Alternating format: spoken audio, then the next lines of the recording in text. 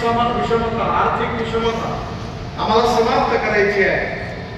आणि या समाजामध्ये महात्मा गांधींनी सांगितलं खऱ्या अर्थाने रामराज्य आणि आम्ही छत्रपती शिवाजी महाराजांचे उपासक आहोत, ते आम्हाला सर्वोपरी आहे, त्यांची शिवशाही आम्हाला आणायची आहे, हे आमचं उद्दिष्ट। छत्रपती शिवाजी महाराजांनी कधी जातीपातीचं राजकारण नाही केलं। सर्व प्रकारचे त्यांच्याबरोबर त्यांच्या सैन्यात सगळ्या प्रकारचे लोक होते। आणि माझाही अनुभव आहे की आपल्या तत्वाला विजयला कधी सोडायचं नाही। मी लोकसभेत उभो आणि मला 50,000 लोकांसमोर सांगितलं मी जातपात पाळत नाही, पाळणार नाही। जो करेगा जात की बात उसको कसके मारूंगा लाख, पब्लिक के जागे मला काही फरक नाही पडत। सगळ्या जात पंथ धर्मभाषांनी मला मतदान केलं।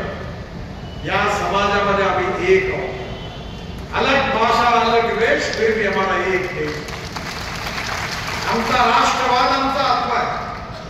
हे राष्ट्र आम्हाला सर्वोपरी आहे। या समाजातला दरिद्री नारायण आमच्याकरता परमेश्वर आहे। या समाजाला मला पुढे न्यायचं।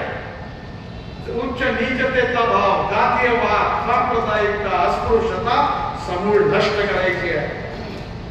आणि त्याकरता या समाजामध्ये राजकारणामध्ये मी समाजकारण म्हणून, राष्ट्रकारण म्हणून, विकासकारण म्हणून मी काम करत आहे। एका सुंदर संस्कृत सुभाषित आहे।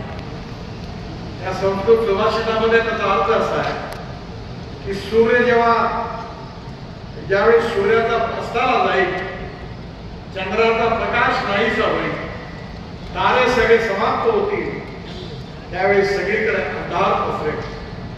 पण त्यावेळी एक छोटी पंटी जीवनात ती असं म्हणते की अंधार किती असू दे, पण मी एक छोटीशी पंटी आपली वात प्रज्वलित करून समाजाला उजेड देण्याचं काम अखंडपणे आणि निरपेक्षपणे मी करत राहील, परिणामाची चिंता न करता।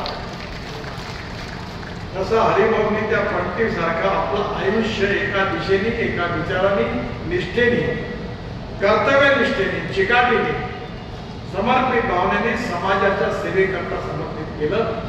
आणि ते करत असताना खऱ्या अर्थानं जे राजकारण आहे ते त्यांनी केलं।